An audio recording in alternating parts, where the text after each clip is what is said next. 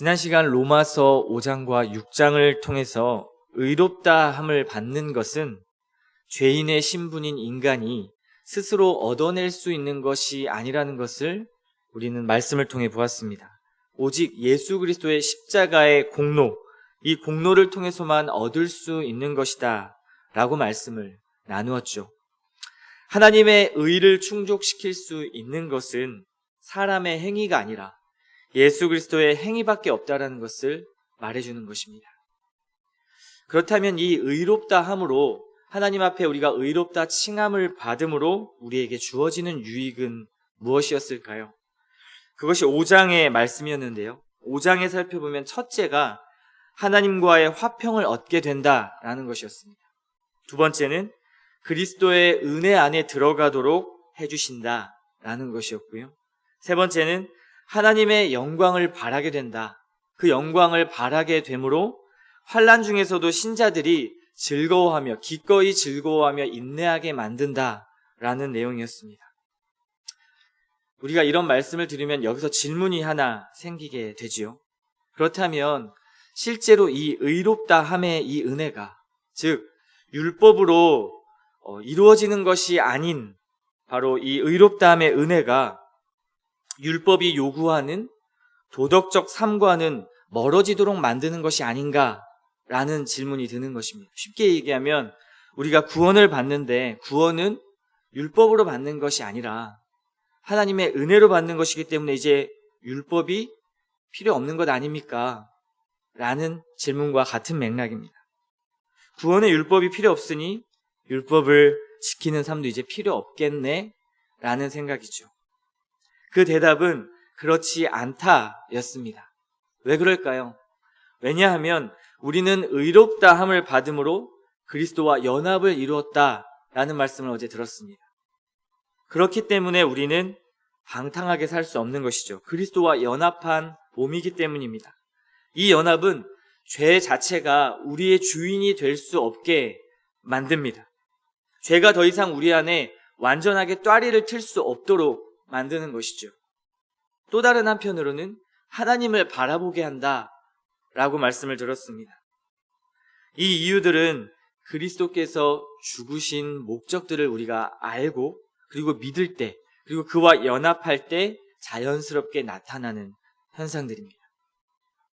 즉 그리스도와 연합이 우리의 거룩한 삶에 그리고 거룩한 삶을 갈망하는 동기부여가 된다라는 말씀이었습니다.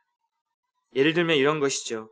나는 예수님이 율법을 다 이루셨기 때문에 더 이상 율법을 지킬 필요가 없어. 굳이 십계명 지켜야 하나? 굳이 매일 아침 일찍 일어나서 이렇게 매일 하나님을 찾아야 하는가?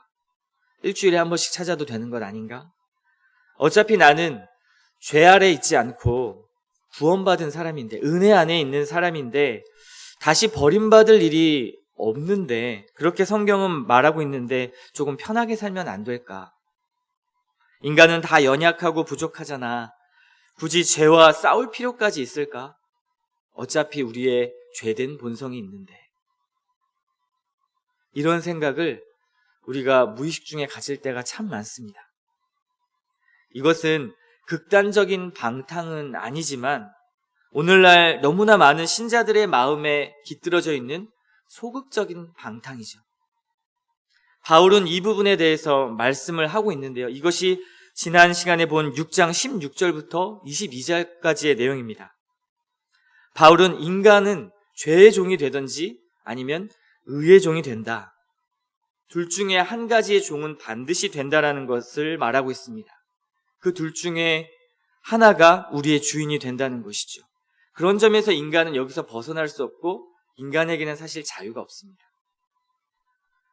실제로 인간에게 있는 그 자유 자체는 그리스도를 주인으로 섬기는, 즉 의의 종으로 섬기는 그 테두리 안에서 누리는 자유입니다. 인간은 그리스도를 섬기든지 아니면 죄를 섬깁니다. 왜 그럴까요? 의의 종, 예수 그리스도를 섬긴다고 말하는 것은 우리에게 생명을 준다고 말하기 때문입니다. 죄로부터 해방시켜주기 때문에 그렇습니다. 그런 의미에서 너무나 중요하죠. 그리스도의 종이 된다라는 것은요. 엄밀히 말하면 정말 인간은 어느 하나에 종속된 존재입니다. 그러나 진정한 자유가 우리가 그리스도 안에, 우리가 그 안에 거한다면 구원의 조건으로 이 십계명을 지킬 필요는 없지만, 하지만 진정한 우리의 자유를 찾고 자유로운 인간이 되기 위해서 이 십계명을 지킬 수밖에 없게 된다는 것입니다. 이게 바로 의의 종, 그리스도의 종으로 나타나는 현상이죠. 왜냐하면 하나님의 법에 순종하지 않으면 이기심과 죄의 종, 죄의 권세에 물려서 우리는 평생을 살아갈 수밖에 없기 때문에 그렇습니다. 죄의 종의 마지막이 무엇일까요? 성경에 보니까요, 사망이라 말합니다. 많은 불신자들이 스스로의 자유를 찾습니다. 자유. 그리스도를 믿는다는 것은 우리가 이 자유를 박탈당한다고 생각을 합니다. 하지만 그들은 결국 죄의 종의 상태에 매여 사는 것입니다. 자유를 찾으러 갔지만 오히려 더 속박된 삶을 사는 것이죠. 죄의 종이 되면 자유를 얻을 것처럼 많은 사람들이 생각하지만, 하지만 그 안에서는 자기 방식대로의 삶을 살면서, 자유라고 하는 그 삶을 살면서 결국 죄의 노예, 사탄이 원하는 그 죄의 결과가 주는 더러운 것들 속에 살아가는 것입니다. 죄의 종, 사탄을 주인으로 섬기는 것이고요. 그들이 만약에 자유롭다면 한 가지 자유로운 것은 하나님의 의로부터만 자유로운 것입니다. 실제 자유가 아닌 것이죠. 나쁜 것입니다. 죄의 종은 하나님의 의를 제외한 다른 모든 것에서 여전히 노예 상태로 있다는 것을 말해줍니다. 그리고 마지막은 사망이라는 사실이죠. 하나님의 법에 따르지 않으면 죽음이 일하기 시작합니다. 정욕, 교만, 외로움, 두려움, 여러 가지 죄의 결과들로 나타나는 많은 것들에 우리는 시달리게 되어 있습니다. 그러나 의의 종은 선한 열매를 맺고요. 그리고 성령의 열매를 맺습니다. 성령의 열매를 만끽해 보셨습니까? 그 안에 참 자유가 있습니다. 종인 것 같지만 실제로는 왕 같은 기쁨을 누리죠.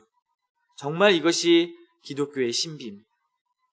그러므로 6장 23절 말씀처럼 죄 아래 있지 아니하고 은혜 아래 있는 자는 의의 종이 되기 때문에 마음대로 내키는 방탕의 삶을 살 수 없다고 말합니다. 의의 종의 신분에 맞는 거룩함에 이르는 열매를 맺는 삶, 그 삶을 사는 것이 바로 의의 종의 삶이다라고 말하고 있습니다.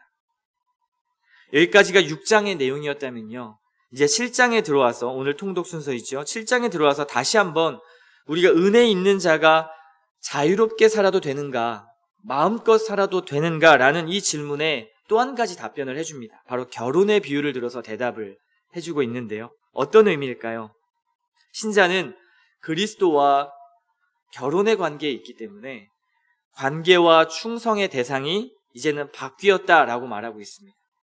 신자는 율법에 대하여 죽었기 때문에 더 이상 율법에 매여 있을 필요가 없고, 이제는 하나님 아버지 그리스도 예수 앞에 우리가 결혼의 관계 안에 들어간다라는 것을 말합니다.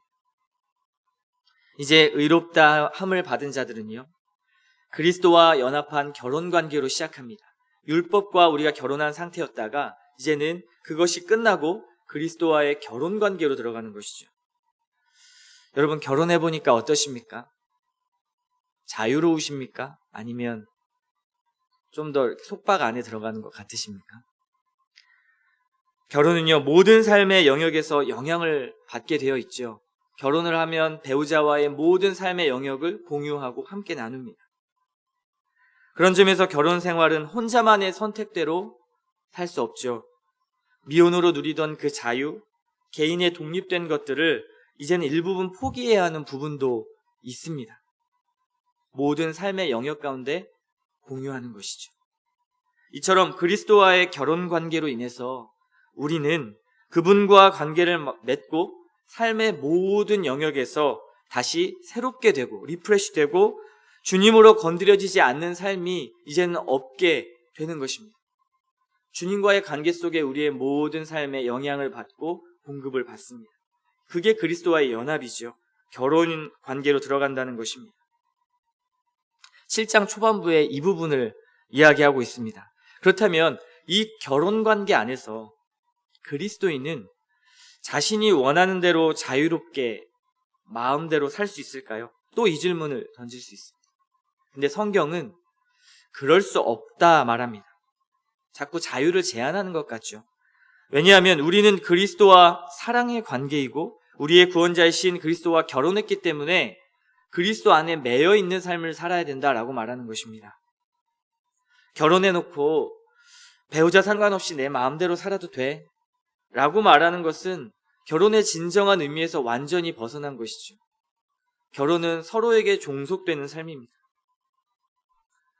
나쁘게 말하면 종속이지만 좋게 이 성경대로 말하면 서로가 연합한다라는 뜻이죠. 한 몸이 된다라는 뜻입니다.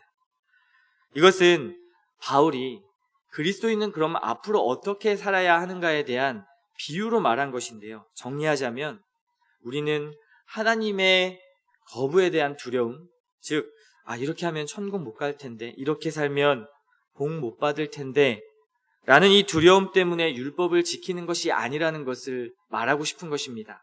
오히려 그리스도와의 행복한 결혼 관계를 맺음으로써 나의 사랑의 대상이신 예수 그리스도께서 보여주신 그 거룩한 성품에 맞추어서 우리의 삶을 바꿔나가는데 그 안에서 행복을 얻게 되고요. 기쁨을 느끼는 데서 그리스도인의 삶이 나타난다라고 바울은 논증하는 것입니다. 이것은요, 방탕한 삶이 될 수 없죠. 사랑하는 대상을 향해 내가 행하는데 어찌 그게 방탕이 될 수 있겠습니까? 거룩한 삶으로 나가게 되는 것이죠. 이것이 진정한 그리스도인의 삶의 동기이며 우리의 힘입니다. 여기까지 이제 로마서의 말씀을 쭉 살펴보면요, 이런 느낌을 받습니다. 저도 말씀을 쭉 읽는데 이런 느낌을 받았습니다. 은혜가 중요하니까, 그렇다면 이 은혜로 우리가 구원을 받는데 율법이 별로 쓸모가 없어 보입니다. 율법은 별로 쓸모가 없고 별로 좋지 않은 것으로 느껴지게 되지요. 그리고 율법 자체가 그럼 죄인가? 라는 성경의 질문을 볼 때 율법이 도대체 뭐지? 라는 생각이 드는 것입니다. 로마서는 상당히 논리적인 책입니다. 잘 읽어보시면 바울이 이것에 대해 전부 다 논증을 하고 있습니다.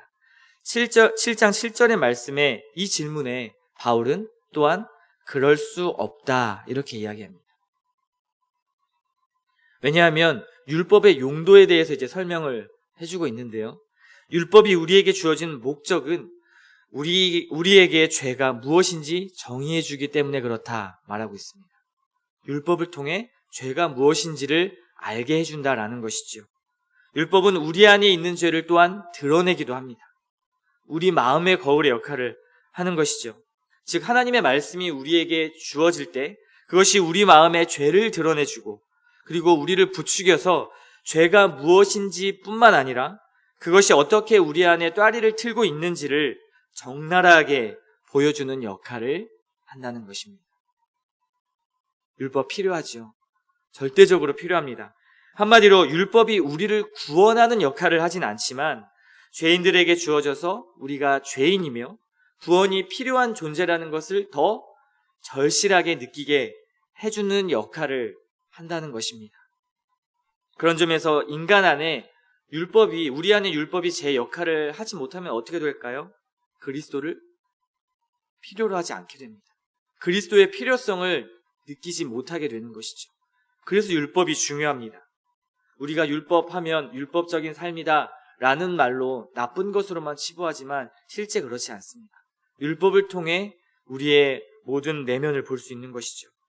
왜냐하면 다른 어떠한 것으로도 우리의 죄가 드러나지 않고 우리의 죄로 인해 구원받을 수 없는 존재라는 사실 또한 자각하지 못하기 때문에 그렇습니다. 율법의 거울을 삼아 우리의 죄된 본성과 그리고 우리의 더러움을 보게 되는 것이죠. 이 율법이 없다면 우리의 죄를 보기 어렵습니다. 그 깊이와 두려움에 대해서도 절감하지 못합니다. 하나님의 말씀이 떨어질 때 마음에 찔림이 있지 않으십니까? 그 찔림이 바로 이 율법의 거울의 역할을 하는 것입니다. 율법이 우리에게 너는 유죄야, 유죄로 판결받은 사람이야 라고 선고해야만 우리는 그리스도가 우리에게 얼마나 크신 분인가를 더 절실하게 깨닫는 것입니다.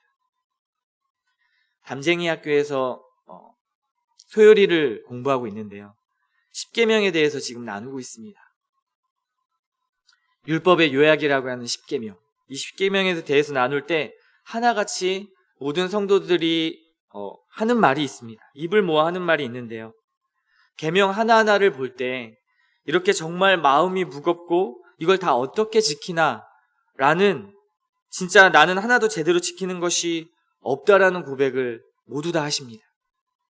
그리고 그 계명의 압박과 절망감이 있을 때도 있다라고 고백을 하시죠. 너무나 자연스러운 현상일 것입니다. 그 말씀으로 자신을 보기 때문이죠.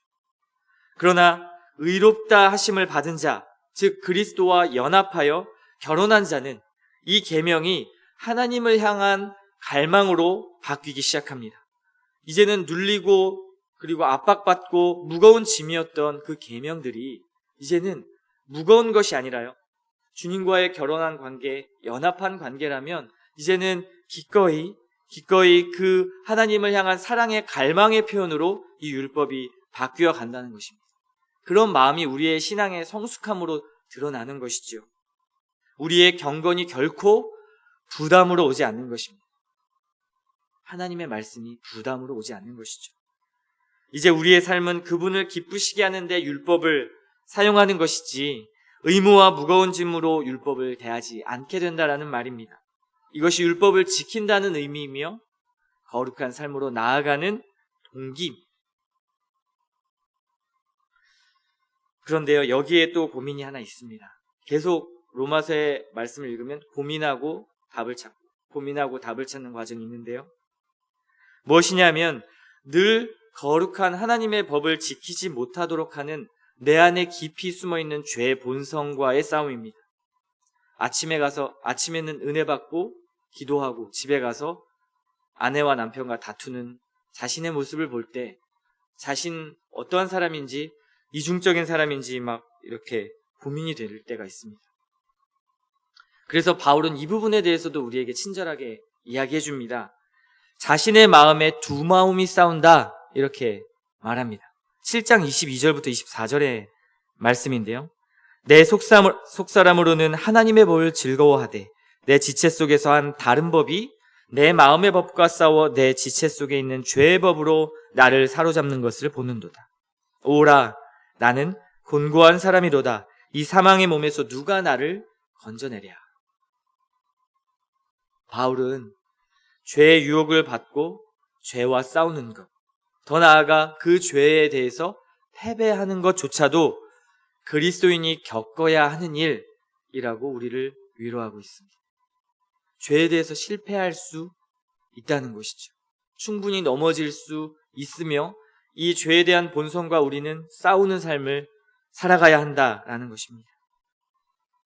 나는 구원의 확신이 있고 정말 예수 그리스도를 사랑하고 갈망하는데 구원받은 내가 또 이렇게 죄를 짓고 속절없이 무너지나? 라는 생각이 들 때가 참 많습니다. 어쩌면 매일의 삶 속에 우리는 이 싸움을 싸우죠. 많이 낙심됩니다. 철저하게 자신의 무력함과 그리고 부족함을 확인합니다. 그래서 바울 자신 또한 오라, 나는 곤고한 사람이로다, 그렇게 칭하면서 자신의 마음을 털어놓고 고백하죠. 바울도 우리와 똑같은 사람입니다.